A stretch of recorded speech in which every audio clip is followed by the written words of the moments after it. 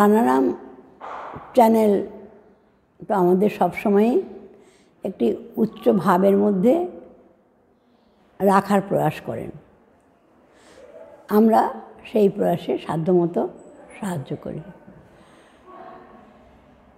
এবারে জগদ্ধাত্রী পূজা উপলক্ষে প্রাণারাম চ্যানেল একটি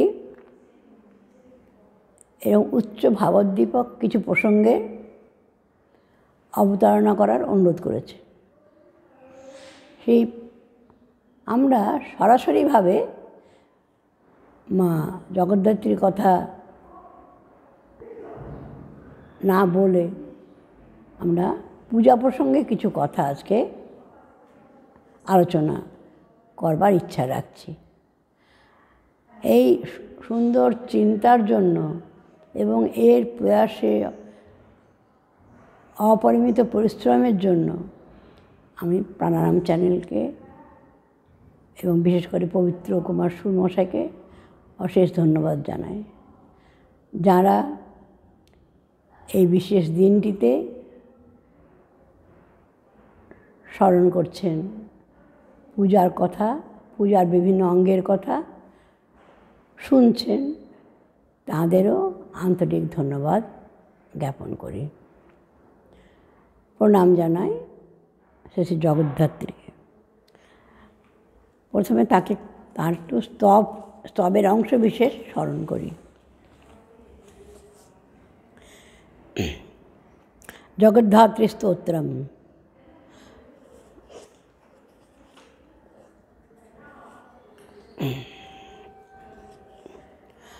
অগম্যে জগতামধ্যে মাহেশ্বরী বরাঙ্গনে অশেষ রূপে জগদ্ধাত্রী নমস্তুতে। দ্বিসপ্তকোটিমন্ত্রাণাং শক্তিরূপে সনাতনে সর্বশক্তি সর্বভূতা জগদ্ধাত্রী নমস্তুতে। তীর্থ যজ্ঞ তপোদান যোগসারে জগন্ময়ী ত্বমেব সর্বং সর্বস্তে জগদ্ধাত্রী নমস্তুতে। অগম্য ধামধামস্তে মহাযোগীশ হৃৎপুরে অমেয় ভবকূটস্থে জগদ্ধাত্রী নমস্তুতে। অমেয় ভাবকূটস্থে অগম্যে জগতামধ্যে, এইসব বিশেষণে তাকে ভূষিত করা হচ্ছে। কেবলমাত্র মা জগদ্ধাত্রী নয়, আজ জগদ্ধাত্রী পূজা শারদীয়া দুর্গাপূজায় যে মহাশক্তির আবাহন শুরু, দুর্গাপূজা, লক্ষ্মী পূজা, কালী পূজা প্রভৃতি বিশেষ পূজার অন্তে শ্রী জগদ্ধাত্রী পূজার মাকে স্মরণ করে এই পর্বের সমাপ্তি, আপাত সমাপন, অর্থাৎ 2021 সালের এই শক্তি পূজার সমাপন বলতে পারি আমরা।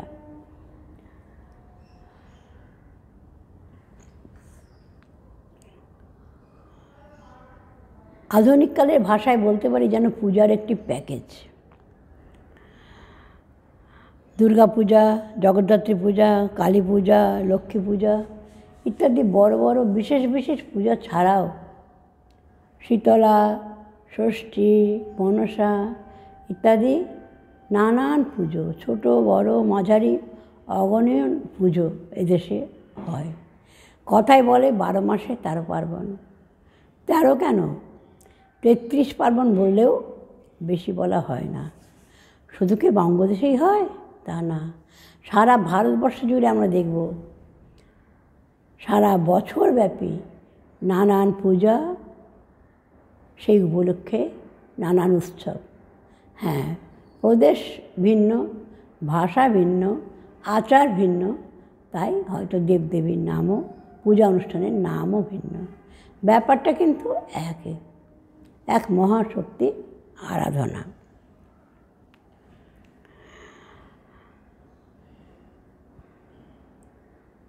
কেউ কেউ বলতে পারেন, কেন মিছিমিছি সারা বছর জুড়ে এত পুজোর ঘটা?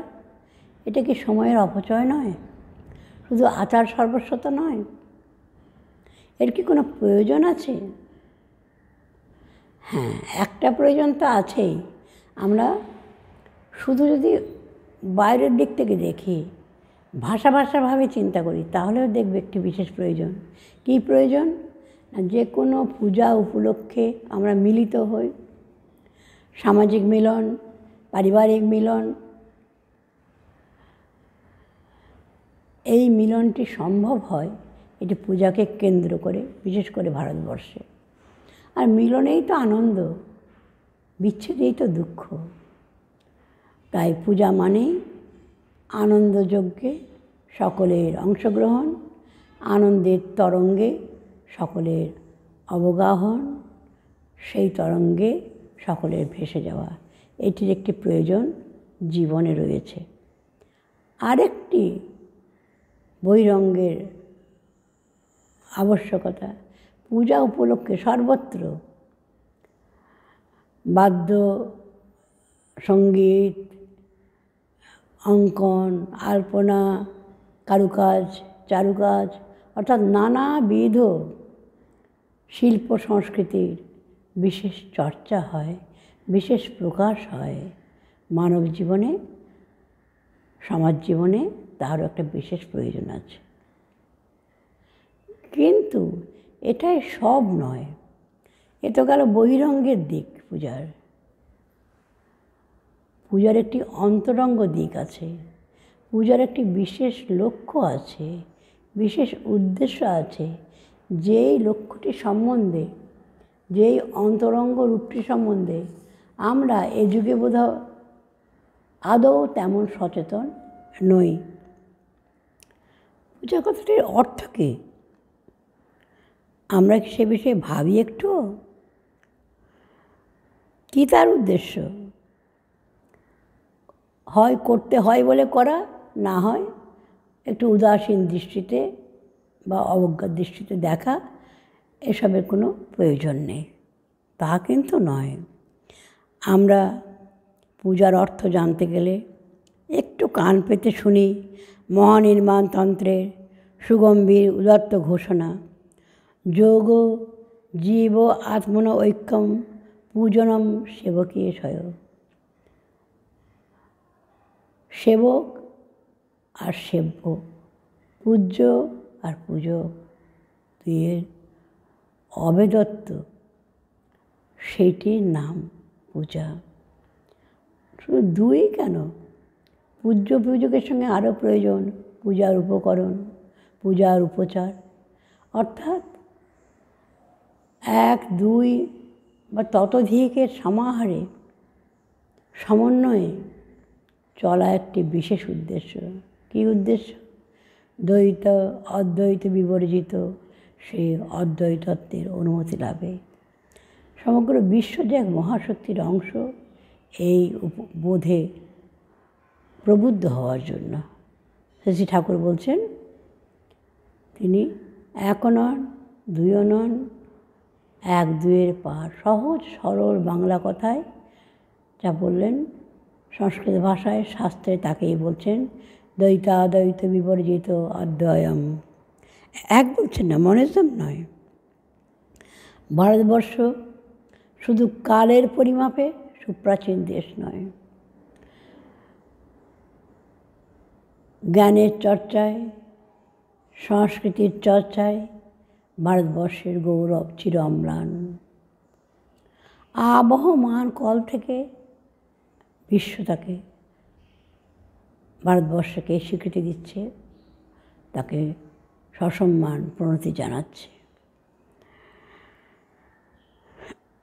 একালে জড়বিজ্ঞানের, প্রযুক্তিবিজ্ঞানের অনেক উন্নতি হয়েছে, আর সেই তথাকথিত উন্নতির গর্বে গর্বিত হয়ে সদম্ভে সদর্পে যারা ছুটে চলেছেন, কোথায় যাচ্ছেন তারা? তারা চলছেন ধূলি কঙ্কর আকীর্ণ অশান্তির পথে, ঈর্ষা দেশ ভেদ বুদ্ধিময় পথে চলছে, লক্ষ্যহীন পথে, উদ্দেশ্যহারা, প্রকৃত উদ্দেশ্যহারা সে যাত্রা কোথায় পৌঁছাবে আমাদের? আর আজ যারা গর্ব করছেন সভ্য দেশ, উন্নত দেশ বলে, সেই সব দেশের অধিবাসীরা যখন ছিলেন বনচর, বন্য প্রাণীর মতনই জীবনযাপন তারা করতেন, কেবলমাত্র আহার, নিদ্রা, বংশবৃদ্ধি এই উদ্দেশ্যটুকু নিয়ে। ভারতবর্ষ সেই সনাতন কাল থেকে, যখন ইতিহাসের পুরাতত্ত্বের সার্চলাইটের আলো যেখানে পৌঁছায় না, সেই সুদূর অতীতকাল থেকে কিন্তু এরকম গ্লানিময় জীবন ধারণ কখনো করেনি। তার চিন্তায়, তার ভাবনায় সে নিজেকে উদ্দীপিত করেছে, অন্যদের উদ্দীপিত করেছে। জ্ঞানের দীপ্ত সমান আলে চিরকাল ভারতবর্ষ সমুজ্জ্বল। এই যুগে ক্রান্তদর্শী ঋষি স্বামী বিবেকানন্দ তাই দীপ্ত কণ্ঠে উচ্চারণ করছেন, পৃথিবীর মধ্যে যদি পুণ্যভূমি বলে কোনো স্থানকে বিশেষিত করা যেতে পারে, তা হলো আমাদের এই ভারতবর্ষ।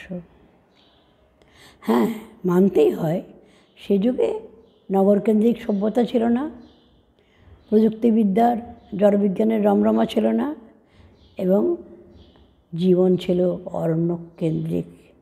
কিন্তু তারা অরণ্য চর ছিলেন না। এত বিলাসের উপকরণ ছিল না, ভোগের উপকরণ ছিল না, আহার ছিল ফলমূল,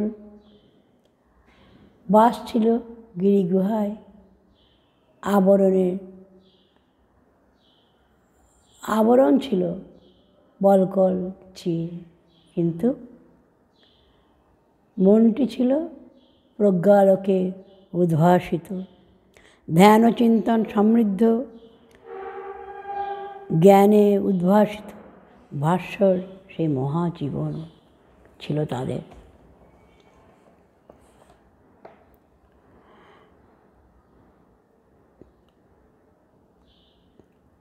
আর কি ছিল? তারা ছিলেন পবিত্র, নির্মল, বিশুদ্ধ থেকেও বিশুদ্ধতর চিত্তের অধিকারী। সেই স্বচ্ছ চিত্ত মুখরে প্রতিভাসিত হতো পরম সত্য। কি সেই সত্য? এই জগৎ এক মহাশক্তির প্রকাশ মাত্র। এ যেন এক শক্তি সমর্থিত তরঙ্গ, লহরীর পর লহরী ওঠে আর পড়ে, কিন্তু আদি অন্তহীন সে মহাশক্তির ক্ষয় নাই, ব্যয় নাই, লয় নাই। অবিনাশী, অতলান্ত, অন্তহীন সেই মহাশক্তি সমুদ্রের সঙ্গে তার নিত্য বিনাশশীল তরঙ্গরাজির সর্বত কোনো পার্থক্য নেই। শ্রুতিজননী অমৃত নিঃসন্দি কণ্ঠে তাই আমরা উচ্চারিত হতে শুনি, তত্র ক মোহ ক শোক একত্বম অনুপশ্যতি। আমরা কি চাই? আমরা চাই আনন্দ, আমরা চাই শোক দুঃখের পারে যেতে, মূঢ়তার অজ্ঞানতার পারে যেতে, আনন্দের সন্ধান পেতে। কোথায় পাবো? কোথায় পাবো তারে? শ্রুতিজননী সন্ধান দিচ্ছেন একত্বম অনুপশ্যত। সে একত্বকে অনুপশ্যত ভালো করে তারা দেখতে পাচ্ছেন, যেমন আমরা একে অন্যকে দেখতে পাচ্ছি এই জড়জগতে, তেমন করে দেখতে পাচ্ছেন, বোধে বোধ করছেন। এইটা যদি বোধে বোধ হয়, তখন কোথায় মোহ, কোথায় শোক, কোথায় দুঃখ? উপনিষদ বারংবার তাই ঘোষণা করছেন, নান্য পন্থা বিদ্যতে অয়নায়। এছাড়া আর আনন্দের দ্বিতীয় পথ নেই। হ্যাঁ, ঋষিবাক্য সত্য, মানলাম, কিন্তু এই দুরূহ উচ্চ তত্ত্ব অবধারণের সামর্থ্য তো সকলের নেই, থাকা সম্ভবও নয়।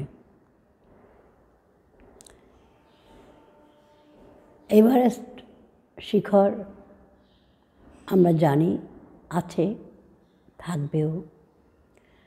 সেখানে আরোহণের প্রয়াস আমাদের মনের আন্তরিক ইচ্ছা, প্রায় সকলেরই, কিন্তু কারো কারো পক্ষে হয়তো সম্ভব। তাও সম্ভব কীভাবে?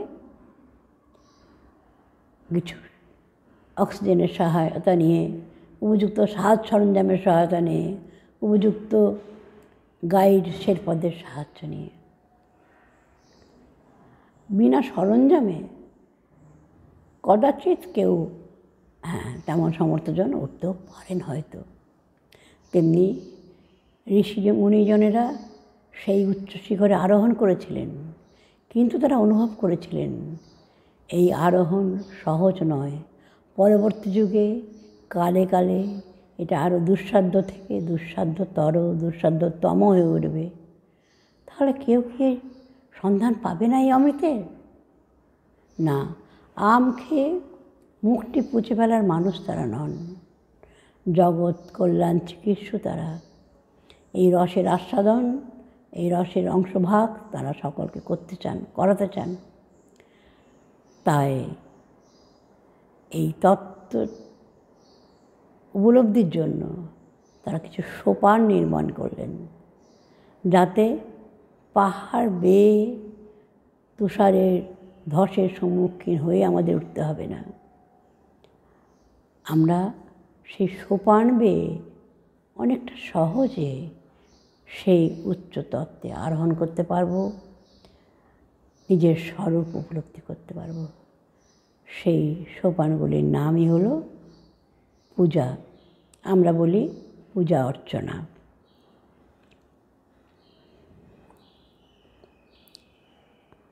পূজা মানে মনে হয় কোনো বিশেষ দেবদেবীর প্রীতির জন্য নানা উপচার সহায়ে, নানা মন্ত্র উচ্চারণ করে, নানা ক্রিয়া সাহায্য নিয়ে দীর্ঘ সময় ব্যাপী অনুষ্ঠান। হ্যাঁ, তা তো বটেই, কিন্তু এই দীর্ঘ সময় ব্যাপী অনুষ্ঠান, এই মন্ত্র উচ্চারণ, এগুলি কোনোটিই অনর্থক নয়, নিরর্থক নয়। এগুলোকে বলা হয় পূজাঙ্গ। পূজা একজন মানুষের, যে কোনো প্রাণীরও আমরা বলতে পারি, প্রতিটি অঙ্গের সমাহারে সে পূর্ণ মানব, পূর্ণ প্রাণী, পূর্ণ উদ্ভিদ। গাছের ডাল না থাকলে গাছ গাছ নয়। আমাদের হাত পায়ে, এমনকি নখ মতন ক্ষুদ্র অঙ্গ বা কেশের মতো ক্ষুদ্র অঙ্গ না থাকলেও আমরা কিন্তু অঙ্গহীন, পরিপূর্ণ দেহবান মানুষ নয়। তেমনি পূজার এই বিভিন্ন অঙ্গগুলি না থাকলে পূজাটা পূজা হয় না। অনেক অঙ্গ পূজার। আমরা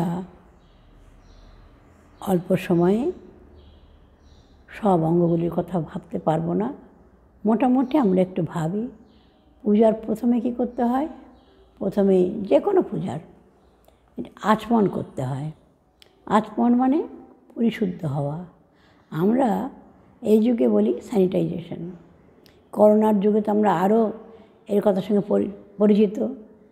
খাবার আগে ভালো করে সাবান দিয়ে হাত ধোয়া, কোথাও গেলে স্যানিটাইজ করে নেওয়া নিজের হাতকে, আশপাশকে। কেন? পরিষ্কার পরিচ্ছন্ন যদি আমরা থাকি, তবেই না আমরা আমাদের জীবাণুর আক্রমণ থেকে নিজেকে রক্ষা করতে পারবো। তেমনি পূজাগৃহে যখন প্রবেশ করছি, তখন একটা প্রবেশ করার পর প্রথম কৃত্য হলো আচমন, নিজেকে পরিশুদ্ধ করা। প্রতীকী আমরা দেখব, আচমনের যদি অঙ্গটি আমরা দেখি, একটু আমরা দেখব দুটি ঠোঁট, তারপর দুটি চোখ, দুটি কান, হৃদয়, মস্তক, সব জায়গায় জলস্পর্শ করা হয়। প্রতীক আমি শুদ্ধ হলাম, যা ছিলাম তার থেকে আরও পরিশুদ্ধ হলাম। তারপর সেই শুধু স্পর্শ নয়, সঙ্গে মন্ত্র উচ্চারিত হয়। প্রথমেই বলা হয় ওম বিষ্ণু, ওম, প্রথম উচ্চারণ ওম। যারা স্বরবিজ্ঞানী তারা জানেন যে কোনো শব্দ উচ্চারণ করতে গেলে আমাদের মাত্র মূল শব্দ উচ্চারণস্থল তিনটি, অ, উ ম, অর্থাৎ মূল শব্দ এই তিনটির সমাহারে উচ্চারিত হয় ওম। ওম হলো আদি শব্দ, প্রথম কম্পন, যার থেকে পরবর্তীকালে আরও সব সৃষ্টি। আর শুধু আদি শব্দ নয়, বেদ কবেকার রচনা? বেদ রচনায় নয়, বেদ প্রজ্ঞাবান ঋষিমুনিজনের অন্তর্লোকে উদ্ভাসিত দিব্যজ্ঞান। বেদের তাই লিখিত কোনো রূপ ছিল না, তখন তো লেখার প্রচলনই ছিল না। শুনে শুনে পরম্পরাগতভাবে বেদের চর্চা হতো, তাই বেদের আরেক নাম শ্রুতি। কোনো পুরুষের রচনা নয়, পুরুষ মানে কোনো ব্যক্তি। হ্যাঁ, বেদের মন্ত্র রচনায় যেমন ঋষিকারা আছেন, নারী ঋষিরা আছেন, তেমনি আমরা যাদের এখনকার ভাষায় পুরুষ বলি তেমন ঋষিরাও আছেন, কিন্তু সেখানে স্ত্রী পুরুষের ভেদ নয়। ঋষি মানে ঋষ ধাতু হচ্ছে দৃষ্টি, দর্শন করছেন, তারা তত্ত্বটা চোখের সামনে দেখতে পাচ্ছেন। শ্রী ঠাকুর নরনাথকে বলছেন তার প্রশ্নের উত্তরে, আপনি কি ঈশ্বরকে দেখেছেন? হ্যাঁ দেখেছি, তোকেও দেখাতে পারি। তোকেও মানে কেবলমাত্র নরেন্দ্রনাথকে না, যারা এইরকম যোগ্যতা সম্পন্ন ব্যক্তি তাদেরও, অর্থাৎ এটি দেখানো যায়, অনুভব করানো যায় এই মহাতত্ত্ব। তাই প্রথমেই স্মরণ ওম ওম, তারপরে বিষ্ণু। বিষ্ণু কারো নাম নয়, আমরা ভেবে রেখি বিষ্ণু কোনো বৈকুণ্ঠ লোকবাসী এক দেবতা, না। বিষ ধাতু বয়স হয়ে তার বসে হসন্ত, বিষ ধাতুর তো প্রবেশ করা, সর্বত্র যদি অনুপ্রবিষ্ট, তার নাম বিষ্ণু। তারই নাম নারায়ণ। কেন? নরের আশ্রয় তিনি। নর ক্ষুদ্র শক্তি, সেই বৃহৎ শক্তির একটু ক্ষুদ্র অংশ, আর তার আশ্রয় হচ্ছে নারায়ণ। সর্বত্র অনুপ্রবিষ্ট যে মহাশক্তি, তাকে স্মরণ করা হয়, করে নিজেকেও সেই বৃহতের অংশভাগ করা হয়। তাই ওং বিষ্ণু, ওং বিষ্ণু। তারপরে কি বলা হয়? সুন্দর একটি মন্ত্র, তদ্বিষ্ণু পরমং পদং সদা পশ্যন্তি সুরয় দিবিরিব চক্ষুরাত্তম। সুরয় যারা জ্ঞানীজন, তাঁরা পশ্যন্তি। আবার আমরা খেয়াল করব, বারবার একটা কাপড় দেখেন, তারা দেখছেন। কীরকম দেখছেন? দিবিব চক্ষু আততম। আমরা চোখ মেলে যেমন দেখছি, সারা জগৎ যতটা চোখ যায় সব দেখতে পাচ্ছি, তারা তেমন দেখতে পাচ্ছেন। তদ্বিষ্ণু পরমং পদম। কী দেখছেন? সেই বিশ্বব্যাপী শক্তির পদ মানে পা নয়, এখানে পদ মানে তার প্রভাব, তার অনন্ত প্রভাব তারা অনুভব করছেন। যিনি পূজক, তার প্রার্থনা আমিও যেন ওই অনুভব সামর্থ্য লাভ করতে পারি। এই আচমনের মন্ত্রের পরে আমরা উচ্চারণ করি সংকল্প, স্বস্তি পাওয়ার জন্য। কী করি? ওং স্বস্তি ন ইন্দ্র বৃদ্ধস্রবাহ, স্বস্তি ন পূজা বিশ্বদেবাহ, স্বস্তি ন ত্রাক্ষ অরিষ্ট নেমি, স্বস্তি ন বৃহস্পতির দদাতু। স্বস্তি, সু অস্তি, শুভ হোক। কার শুভ হোক? বৃদ্ধস্রবা, যিনি বৃদ্ধদের সেবা করেছেন, করে যশস্বী হয়েছেন। বৃদ্ধ কারা? বয়োবৃদ্ধ, জ্ঞানবৃদ্ধ। বয়োবৃদ্ধদের অনেক অভিজ্ঞতা আছে, জ্ঞানবৃদ্ধের অভিজ্ঞতা আছে, জ্ঞান আছে। তাঁদের সেবা করাটা পরম কাম্য, তাদের অভিজ্ঞতায় আমরা ঋদ্ধ হব, তবেই ইন্দ্র। সেই ইন্দ্র কল্যাণ করুন পুষণ আদিত্য, যিনি আমাদের পুষ্টি সাধন করছেন। সূর্য না হলে জগতে থাকতে পারত না। তিনি সেই বিশ্ববেদা পুষণ, অরিষ্ট নেমি, মঙ্গলময় গরুর আমাদের মঙ্গল করুন, আর কল্যাণ করুন স্বস্তি না বৃহস্পতি, দেবগুরু বৃহস্পতি, সর্বজ্ঞানে রাখো।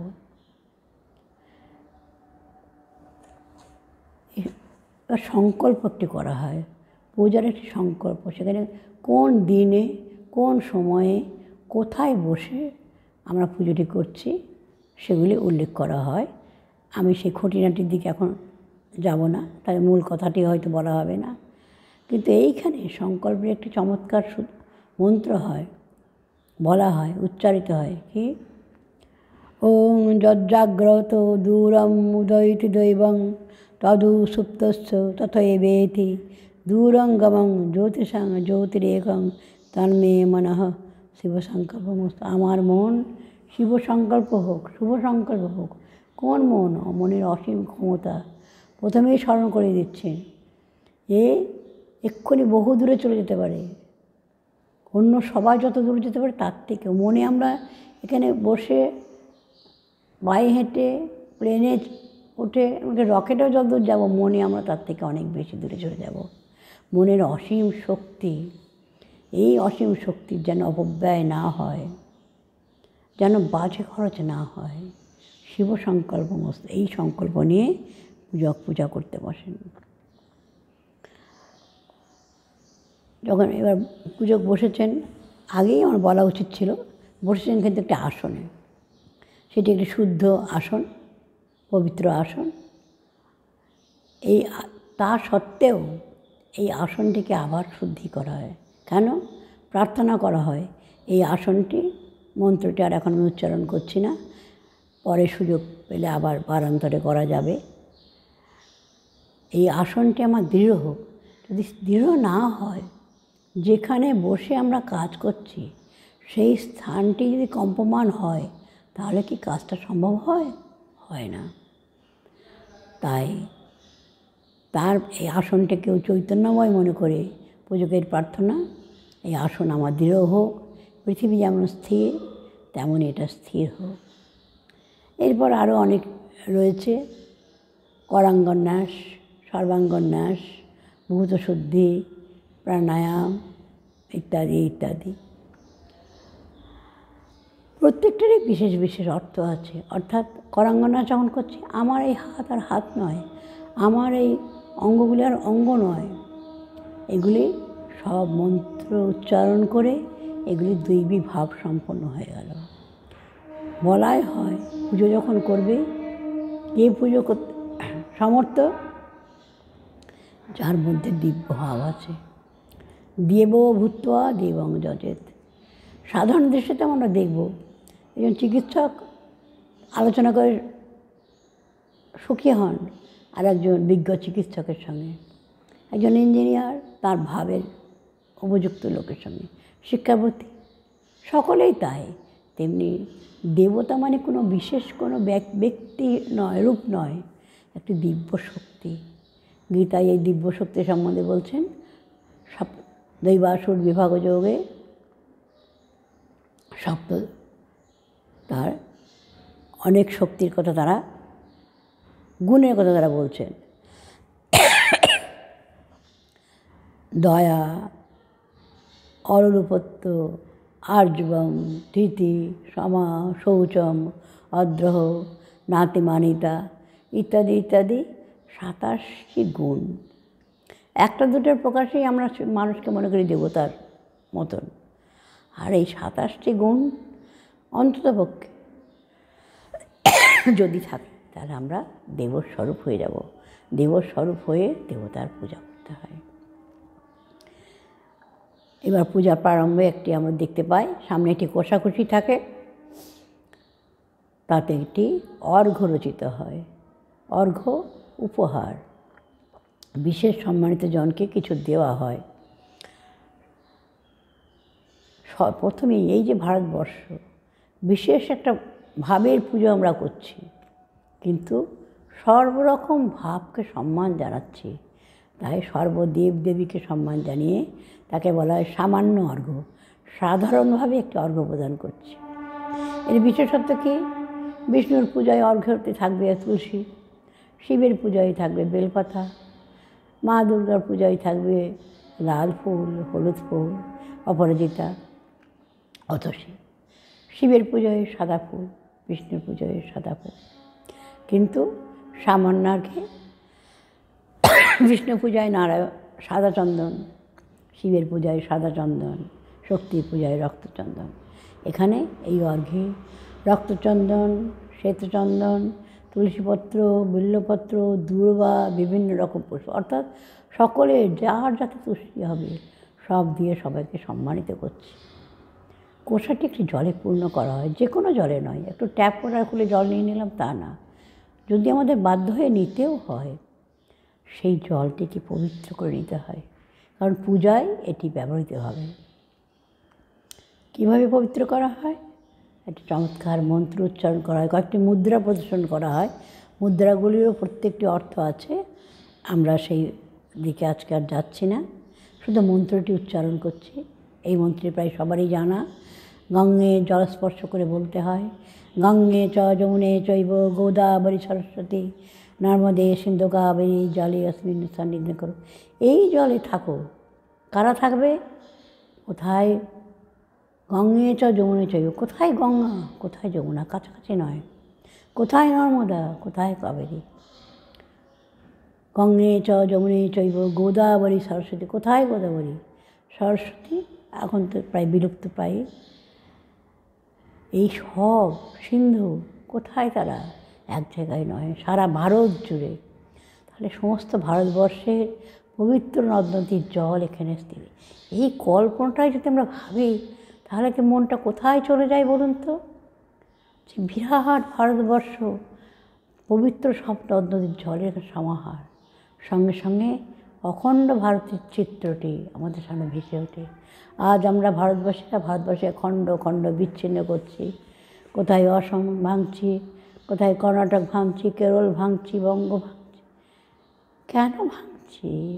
কেন খণ্ডতা? আমরা যে অখণ্ড, পূজা আমাদের বাহ্যিক দিক দিয়ে সেই অখণ্ডতা আমার মনে জাগাচ্ছে, আধ্যাত্মিক দিকেই জাগাচ্ছে। এই জল সামান্য জল নয়, সেই অখণ্ড চৈতন্যের অংশ।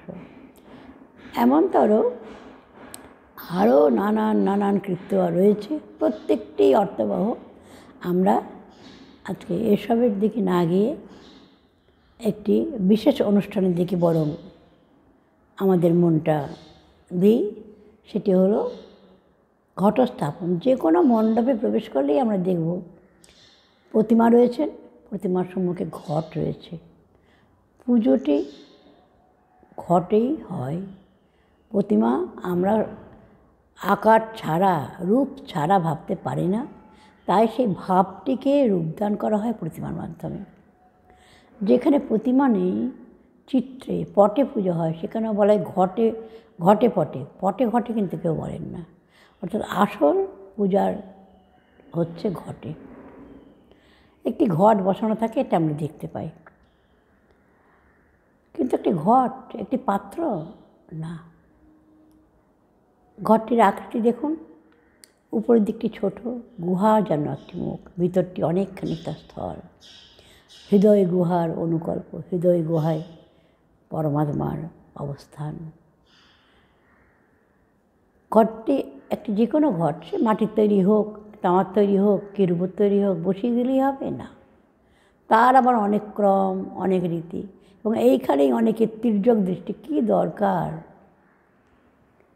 এই ঘটকে পরিষ্কার করো, হয় নতুন ঘট কেনো, না হয় পুরনো ঘরটিকে খুব মেজে ঘষে ঝকঝকে করো, তাতে একটা পবিত্র জায়গা থেকে জল ভরে নিয়ে আসো, সে আবার মহাসমারোহে সেই জলটিকে আনো।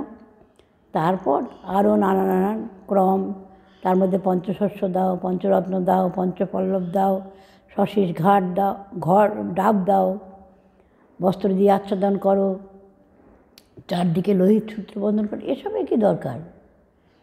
কোনো প্রয়োজন আছে? হ্যাঁ আছে। আমরা প্রয়োজনটা আছে এটা জানিও না, জানবার চেষ্টাও করি না। প্রথমত ঘরটিকে ভরার কথাই ভাবি, শূন্য ঘট। Nothing comes out of nothing,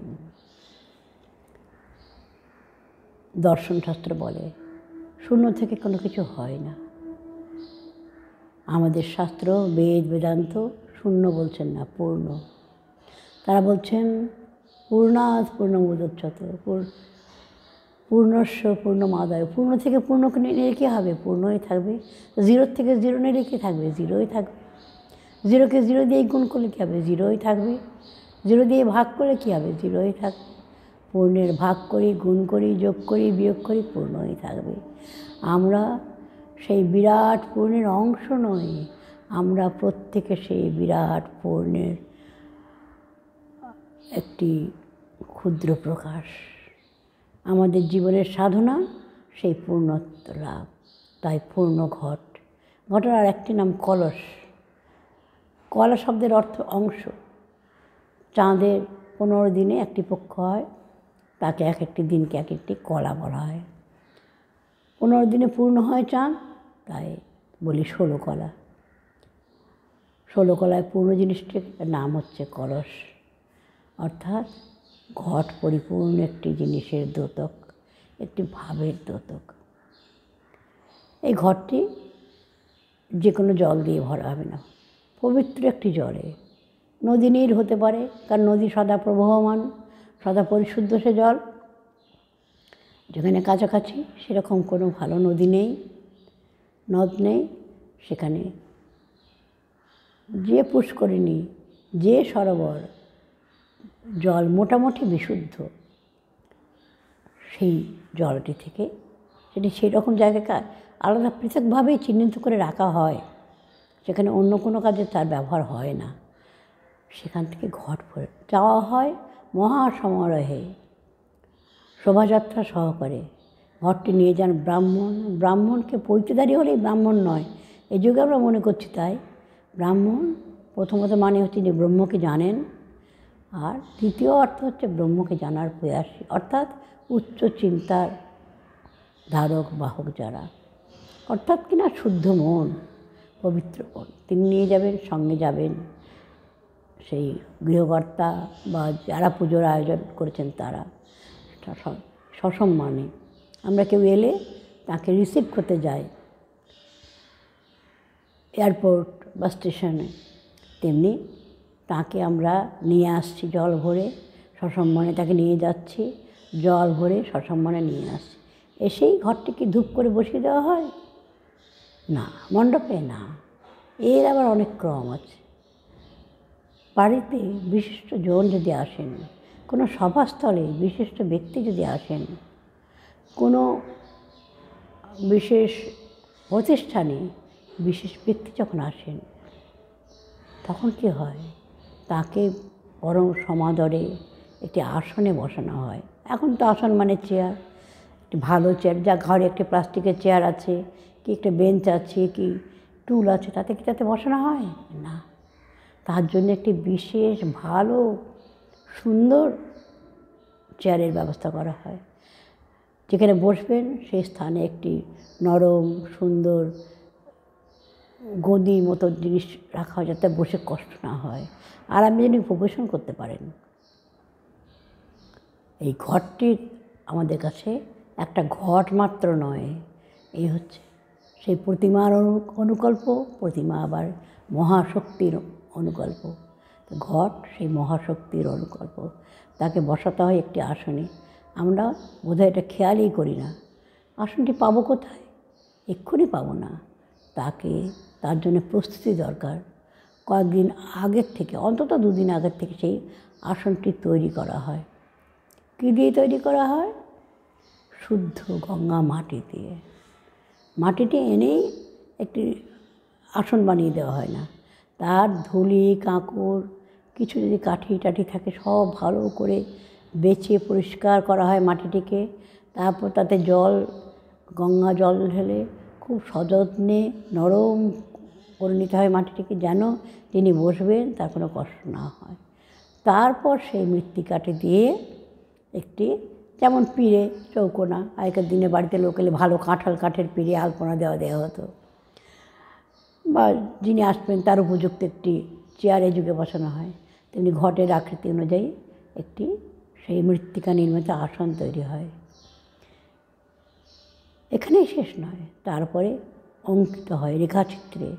কী অঙ্কন হয়? একটি বিন্দু, বৃত্ত, ত্রিকোণ, চতুষ্কোণ, তারপরে অষ্টদল পদ্ম, চারদিকে 4টে দ্বার। কী অর্থ? সংক্ষেপে ওই খুব সূক্ষ্ম বিন্দু যার আয়তন আছে কিন্তু অবস্থান নেই, কল্পনা করা যায় না জ্যামিতির বিন্দুটা, সেইখান থেকে আমাদের জগৎ সৃষ্টি। তারপর একটু একটু সেই মহাশক্তির প্রকাশ হচ্ছে, বৃত্ত মানে তখন সেই শক্তিটি ঘুরছে, চতুষ্কোণ আরও স্থূল হয়ে গেল। এবার হৃদয় পদ্মে তার অনুষ্ঠান, তাই তারপর অষ্টদল পদ্ম, চারদিকে চারটি দ্বার, মহাশক্তি সর্বত্র দিয়ে প্রবেশ করবেন। সেই আসনটিও শক্তিময়, চৈতন্যময়। তাই তখন যে মৃত্তিকা দিয়ে তৈরি হয়, সেই মৃত্তিকার একটি মন্ত্র পাঠ করা হয়, তাকে চৈতন্যময় জেনে বলা হয় ওং ভূরসি ভূমিরস্যাদি তিরসি বিশ্বধায়া বিশ্বস্য ভুবনস্য ধর্ত্রী পৃথিবীং যচ্ছ পৃথিবীং দৃঙ্গ পৃথিবীং মা হিংসি। এটি শুক্ল যজুর্বেদের মন্ত্র। অর্থাৎ এই ভূমিকে চৈতন্যময়, যেখানে স্থাপিত হবে ঘট, সেটি যেমন চৈতন্যময়, এই ভূমিটিও চৈতন্যময়। এই বলে সেখানে ঘটটিকে বসানো হয়। ঘট স্থাপনেরও মন্ত্র আছে। ওং আজিগ্র করসঙ্গমধ্য তোয়া বিশন্তিন্দব পুনরূর্জা নিবর্তস্য সা ন সহ মুখ দুষ্টরুধারা বয়স্বতী আবিশ্বতী আদ্রেই। এটাও শুক্ল যজুর্বেদের মন্ত্র। তুমি এখানে থাকো, থেকে কি হয়, পয়স্বতী আমাদের দান করো, আমাদের পয়স্বান করো, আমাদের অন্তর্বাহী সব অমৃতে পরিপূর্ণ করো। এবার তো ঘরটি স্থাপিত হলো। হ্যাঁ, ঘট স্থাপনের আগে আরেকটি কৃত্য করতে হয়। ঘরটিতে জল ভরে ঘটের গায়ে একটি সিঁদুর দিয়ে একটি সূক্ষ্ম রেখাচিত্র অঙ্কন করতে হয়। এটি প্রতীক সেই মহাশক্তির, যে মনে হয় কোনো একটি মানব শরীরের প্রতীক, অথচ নয়, একটা অ্যাবস্ট্রাক্ট আইডিয়া, তাকে যেন মূর্ত রূপ দেওয়া হচ্ছে, সূক্ষ্মাতি শক্তির প্রতিরূপ। এরপর ঘটেতে দেওয়া হয় পঞ্চশস্য, পঞ্চরত্ন। কেন পঞ্চশস্য? এগুলি প্রত্যেকটি মন্ত্র আছে, আমরা সেগুলি এখন আর সে প্রসঙ্গে যাব না, আমাদের সময় প্রায় হয়ে আসছে। পঞ্চশস্য কেন না, আমরা এই যে পৃথিবীটাকে দেখছি, এই যে পঞ্চভূতের তৈরি, ক্ষিতি অপ তেজ মরুদ বোম, এই স্থূল রূপটা আমাদের চোখে ভাসছে। আমাদের শরীরও তাই দিয়ে তৈরি। এটা আমরা শুনে শুনে বুঝছি, হয়তো অনুভবে অতটা বুঝছি না। কিন্তু এই স্থূলটি হলো কী করে হলো? অণু পরমাণু সমবায়ে সূক্ষ্মতম যে জিনিস, সেটি স্থূলতর হয়ে ভূমি হলো, অপ হলো, তেজ হলো, মরুত হলো, বায়ু হলো। এদের বলা এই সূক্ষ্ম রূপটাকে, বিজ্ঞানেও কিন্তু আমরা বলি যে অ্যাটমেরও অ্যাটম, অণু অতি ক্ষুদ্র অণুরও অণু। বিজ্ঞান এখন আমরা সেটা স্বীকার করছি, এবং স্বীকার করছি ম্যাটার এনার্জি আলাদা নয়। এখানেও কিন্তু পূজার এই সামান্য অনুষ্ঠানে দেখুন, ম্যাটার আর এনার্জি, চৈতন্য আর এই স্থূল শক্তি আলাদা নয়। এবার এই যে মূলটাকে এই শাস্ত্রের পরিভাষায় বলা হয় তন্মাত্র। এই তন্মাত্র অর্থাৎ পঞ্চভূতের অতি সূক্ষ্ম রূপ, তাকে চিন্তা করে এই জলের মধ্যে আমরা দিলাম। ঘটের জলটি কি ভাবের দ্যোতক।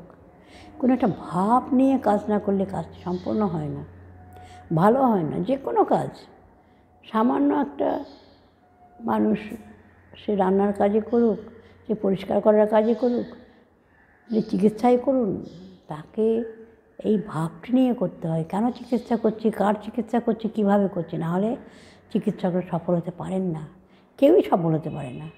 এখানে আমাদের মূল ভাব কি, সেই পরমাত্মাকে আমরা জানব।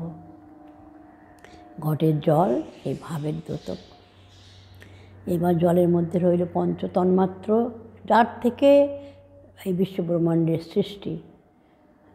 তারপর তাকে আমরা জানবো কী করে? পঞ্চজ্ঞানেন্দ্রিয়। তাই পঞ্চরত্নের সমাহার। রত্ন মানেই অমূল্য জিনিস, মহামূল্য জিনিস, পঞ্চরত্ন। কিন্তু কিন্তু খালি জ্ঞানেন্দ্র দিয়ে, খালি ভাব দিয়ে তো কর্ম সমাপন হয় না। লাগে কর্মেন্দ্রিয়, পঞ্চকর্মেন্দ্রিয়। তাই এবারে ঘটের উপর স্থাপন করা হয় পঞ্চপল্লব। পঞ্চপল্লবের একটি মন্ত্র আছে, ওং ধন্যনা গা ধন্যনা জিং জয়েম, ধন্যনা তীব্র সমদং জয়েম, ধনু শত্রু অপকাম রুণথি, ধন্যনা সর্বং প্রদীশ জয়েম। এটি ঋগ্বেদ থেকে নেওয়া হয়েছে। একটি অর্থ, এই পল্লবের পাতাগুলো আমরা কি দেখব, সব সামনের দিকে, আমাদের পঞ্চকর্মেন্দ্রিয় তাই। আর যে কোনো অস্ত্র নিক্ষেপ করি আমরা, সেটাও সামনের দিকে। তাই বলছেন এই পঞ্চপল্লব এ আমার শত্রু বিনাশ করো। কোন শত্রু? বাইরের শত্রু তো আছে, আদিভৌতিক, আদিদৈবিক, আধ্যাত্মিক, এসব বাধাবিঘ্ন আমাদের রয়েইছে। কিন্তু আমাদের অন্তরে রয়েছে অনন্ত শত্রু, যা আমাদের ঊর্ধ্বে আরোহণ করতে বাধা দিচ্ছে, উচ্চ চিন্তার পথে বাধা দিচ্ছে। যে সেই শত্রুকে সংহার করব। ইংরেজিতে বলা হয় লাইফ ইজ স্ট্রাগল। কিসের স্ট্রাগল? নিচের থেকে উপরে ওঠার স্ট্রাগল। ভালো থেকে আরও ভালো, আরও ভালো হওয়ার, সত্য থেকে আরও সত্যে যাওয়ার স্ট্রাগল। তারই প্রতীক পল্লব। আবার পল্লব প্রতীক কর্মেন্দ্রিয়ের, কারণ খালি জ্ঞানেন্দ্রিয় দিয়ে জানলে হয় না, কর্মেন্দ্রিয়টা প্রয়োজন। এইবার তারপরে দেওয়া হয় একটি পাত্রে কিছু চাল, আগে দেওয়া হতো ধান।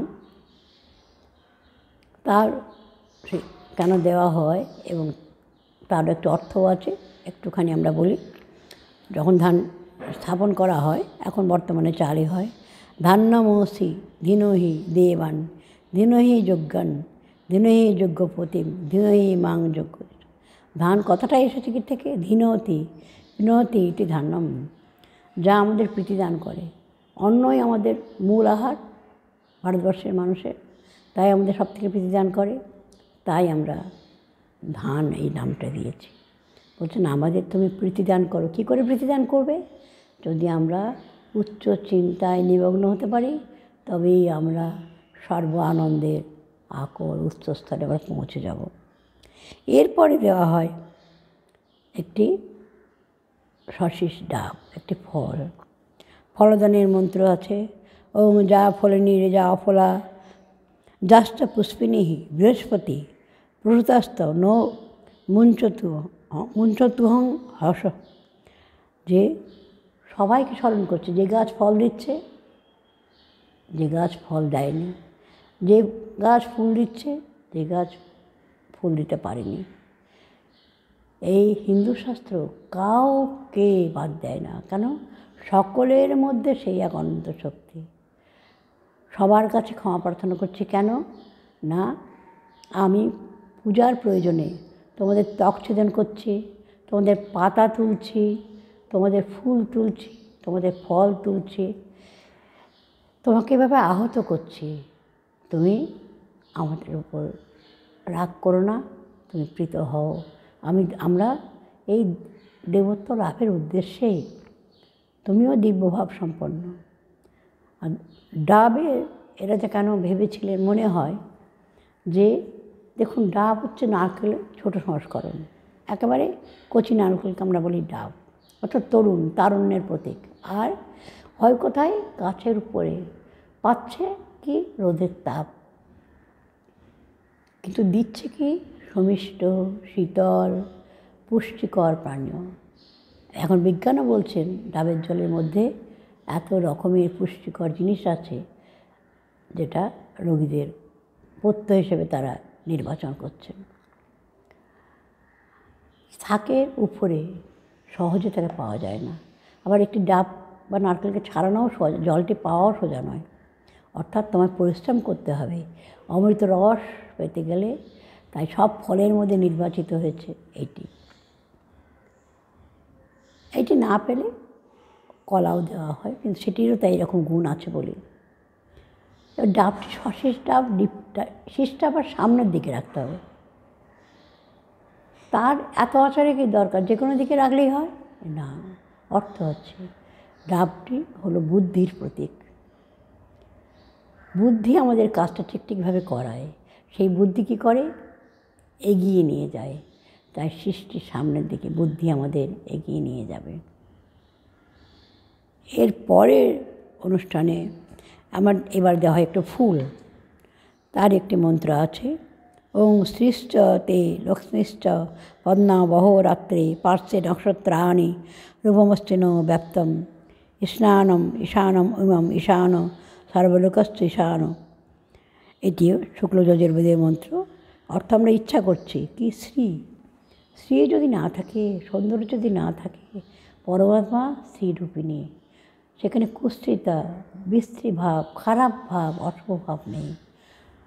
তাই একটি ফুল সুন্দর আমরা জানি, সুন্দরকে দিয়ে সুন্দরের কাছে প্রার্থনা, আমারও এই চিত্ত সুন্দর করো, শুভ করো, এই আমার প্রার্থনা।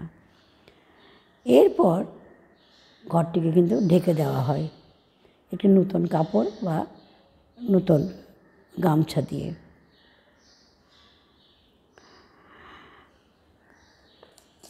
কেন করা হয়? তারও ঘটস্থাপনকালের মন্ত্রটি যদি আমরা মনে করি, স্মরণ করি, তাহলে কিন্তু আমরা বুঝতে পারবো কেন এটা দেওয়া হয়। মন্ত্রটি হলো ওং যুবা সুবাস পরিবিত আগত সৌস্যান ভবতি জায়মানঃ তং ধীরাস কবয় উন্নয়তি সাধ্য বনসো দেবয়াত্তা। ঋগ্বেদের 3য় মণ্ডলের মন্ত্র। এটি তান্ত্রিক পূজায় ব্যবহৃত হচ্ছে। কি এর সারার্থ? প্রথমে আছে ওং তো উচ্চারিত হচ্ছেই, তারপরে যুবা চিরতরুণ, যুবক যে চিরতরুণ, যে তার শৈশব, বাল্য, পৌগণ্ড, কৈশোর, প্রৌঢ়ত্ব, বার্ধক্য, জরা, কোনো বিকার, মৃত্যু কোনো বিকার নেই। পরম শক্তি সেই যুবা চিরতরুণ। এর সঙ্গে আপাত দৃষ্টিতে সম্পর্ক নেই, তবু স্বামীজির কথা মনে হচ্ছে, চিরতরুণ তিনি। তাই তার 40টি বছরও তিনি মরদেহটিও রাখলেন না। তারুণ্যের মধ্যেই, তারুণ্যের দীপ্তিতে বিশ্বকে উজ্জ্বল করে দেহ স্বেচ্ছায় ত্যাগ করলেন। চিরযুবাই যে শক্তি, প্রাণময় যে শক্তি, সেই শক্তি তো যখন নেমে আসছে, আমরা যখন সেই প্রাণময় শক্তির মধ্যে কী দেখছি? আমাদের আচ্ছাদন, একটা দেহের আচ্ছাদন, বুদ্ধির আচ্ছাদন, চিত্তের আচ্ছাদন, মনের আচ্ছাদন, পঞ্চকোষ অন্নময়, জ্ঞানময়, প্রাণময়, বিজ্ঞানময়, এসব হাজার ঢাকায় সেই পরমাত্মা আবৃত হয়েছে। তাই প্রার্থনা, হ্যাঁ হাজার আমরা ঢাকাটা দিচ্ছি, কিন্তু প্রার্থনা করছি আমরা যেন এই আবরণের পারে চলে যেতে পারি। সুবাস আর সুন্দর সুন্দর বস্ত্র তোমায় দিচ্ছি, কিন্তু দিচ্ছি এই কারণেই আমরা যেন যেতে পারি, সুকর্ম করতে পারি, সৎ চিন্তা যেতে পারি, ধ্যান পরায়ণ হতে পারি। অর্থাৎ জীবদেহ ধারণ যেমন সত্যি, জীবের শিবত্ব প্রাপ্তি তেমনই সত্যি। যা সম্ভব, যা সাধ্য, তাকে বাস্তবায়িত করার প্রয়াসের অপর নামই হলো সাধনা, পূজা, অর্চনা। আর এই উচ্চ ভাবটি উদ্দীপিত করা দেওয়া হয় আপাতদৃষ্টিতে গুরুত্বহীন, অর্থহীন কতগুলি কৃত্যের মাধ্যমে। এখানে সামান্য একটি কৃত্য ঘটস্থাপন, তারই কত বিশেষ গুরুত্ব আমরা দেখতে পাচ্ছি। না, এখানেও শেষ নয়। এবার ঘটের চারপাশে একটি তীরকাঠি স্থাপন করা হয়। চারদিকে 4টি তীরকাঠি স্থাপন করা হয়। একটি গঙ্গা প্রীতিকা দিয়ে তীরকাঠির একটি গোল আসন করতে হয়, তার মধ্যে তীরকাঠির সবসময় মুখটা থাকে ঊর্ধ্ব দিকে। কি বলছেন? যে তোমার মন উঁচু দিকে যাও। উপনিষদ বলছেন সর্বত তন্ময় ভবে। তন্ময় না হলে হয় না। একটা তীর যদি ছিঁড়ি, তীরটা ভালো তীরন্দাজ, ওস্তাদ যে, তার তীর লক্ষ্যভেদ করবে। অর্জুন কি কঠিন, ওই মাছের চোখ, সেইটি চক্কার মধ্যে ঘুরছে, জলে তার প্রতিবিম্ব হচ্ছে, তিনি সেটিকে লক্ষ্যভেদ করছেন কী করে? তিনি অভ্যাস করেছেন মনটিকে একাগ্র করে এই লক্ষ্যের দিকে যেতে, তবেই পেরেছেন। এই যুগে যারা বন্দুক, কামান ইত্যাদি ব্যবহার করেন তারাও তাই অনেক অভ্যাস করেন, তবেই তারা ঠিক ঠিক লক্ষ্যভেদ করতে পারেন। তার আগে প্রয়োজন অনেক অভ্যাসের। তাই চারপাশে চারটে তীর, যে আমি যেদিকেই যাই আমি যেন মনটি সর্বত্তন্ময় হয়, তার দিকে লক্ষ্যটি যেন স্থির না থাকে, আমি যেন এদিক থেকে ওদিক চলে না যাই, আমার যেন বিচ্যুতি না ঘটে। এরপরে এখানেই শেষ নয়, আরও একটু কাজ আছে। এখানে সুন্দর মন্ত্র আছে এই তীরকাঠি স্থাপনের, তার একটা অর্থও আছে, যে একটুখানি ছোট্ট করে আমরা বলি। ও আর বলা যাবে না, সময় বিশেষ নেই। আমরা এবার ঘরটিকে স্থির করলাম। কি বললাম? সর্বতীর্থধ্বং বাড়ি সর্বদেব সমন্বিতম ইমং ঘটং সমারুহ্য তিষ্ঠ দেবগণ। এই যে সর্বতীর্থময় বাড়ি, সমস্ত দেবতা সহ এখানে থাকো, অর্থাৎ দেবভাব পরিপূর্ণ হোক, সেই দেবভাব আমার মধ্যে সঞ্চারিত হোক। যারা পূজা উপকরণ সংগ্রহ করছেন, আয়োজন করছেন, যারা দর্শন করছেন, তাদের সকলের মধ্যে সঞ্চারিত হোক। এরপরে ওই তীরকাঠির চারদিকে একটা লাল সুতো বাঁধা হয়। কেন হয়?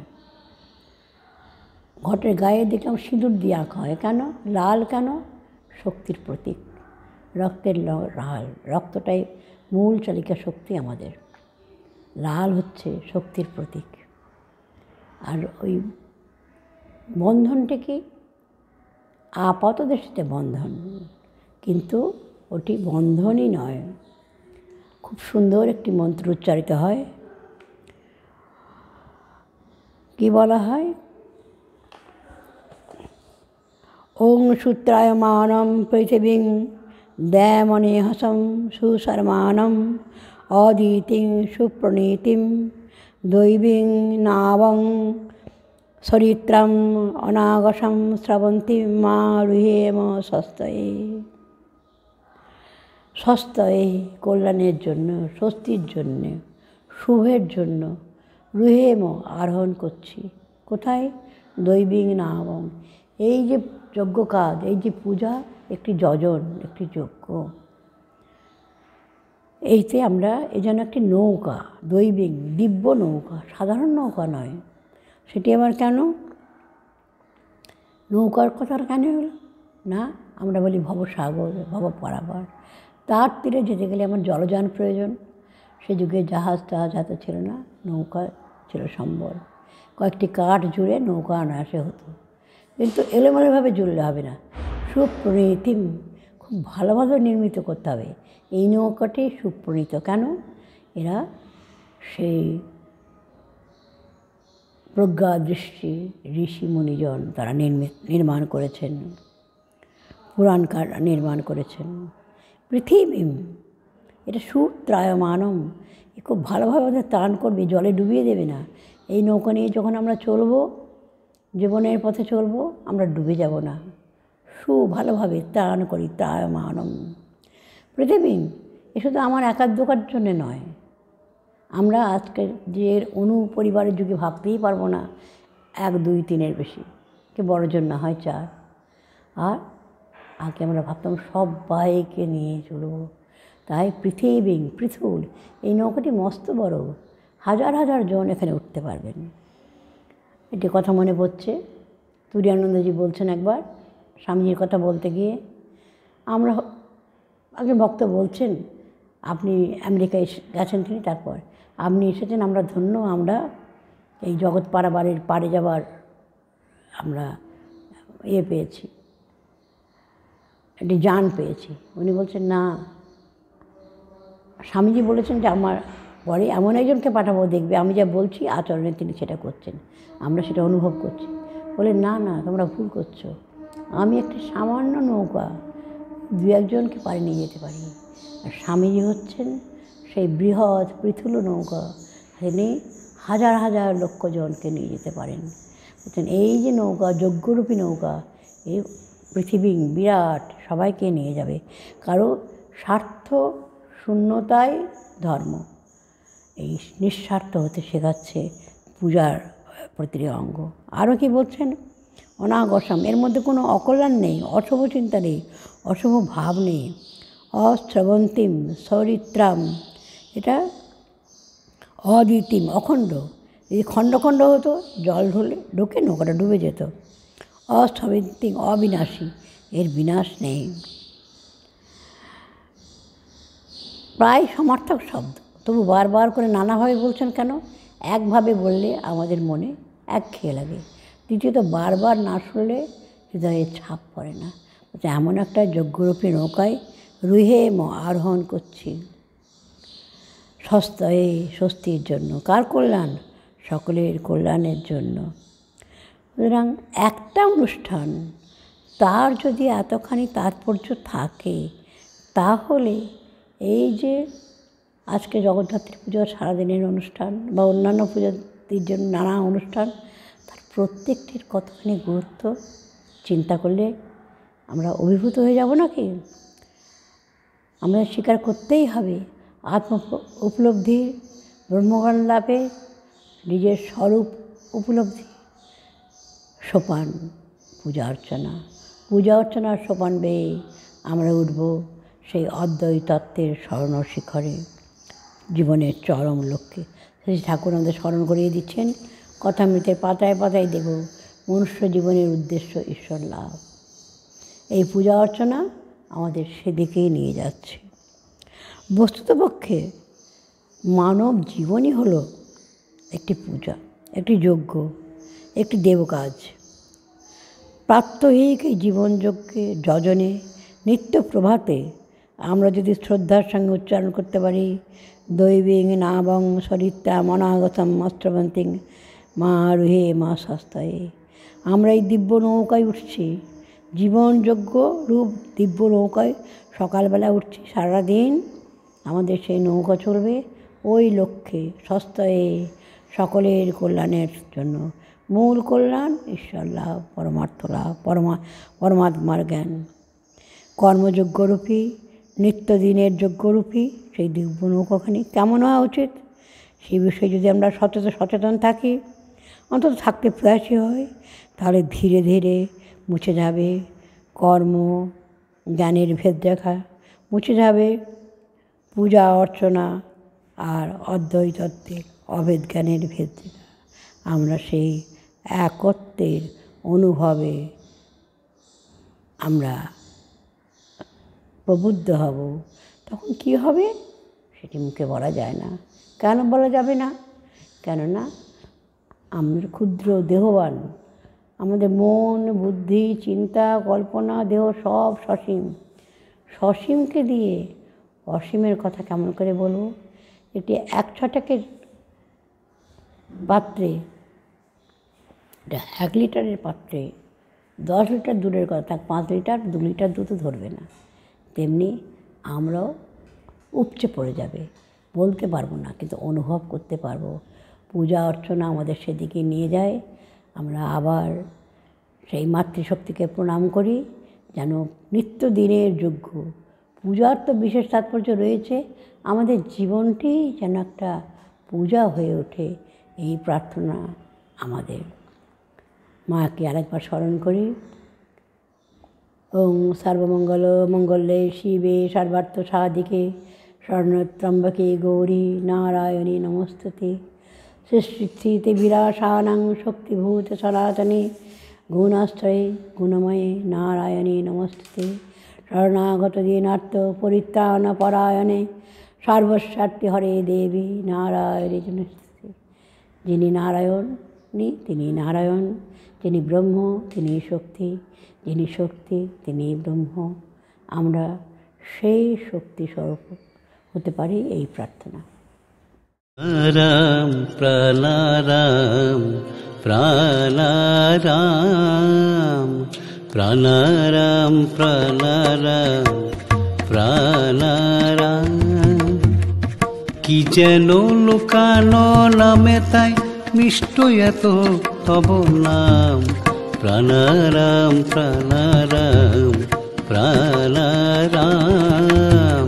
প্রাণারাম প্রাণারাম প্রাণারাম।